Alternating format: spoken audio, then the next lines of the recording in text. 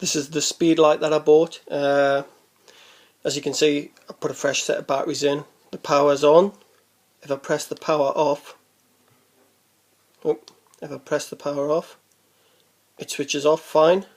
If I try to switch it on again, hold it, nothing, take it off. No, power's not working. But if I open the case, the battery compartment, and then as soon as I close it, it powers on. The lights have come on, if you can see that. Well, the numbers across the top, and then the power button, if I press it, it comes on.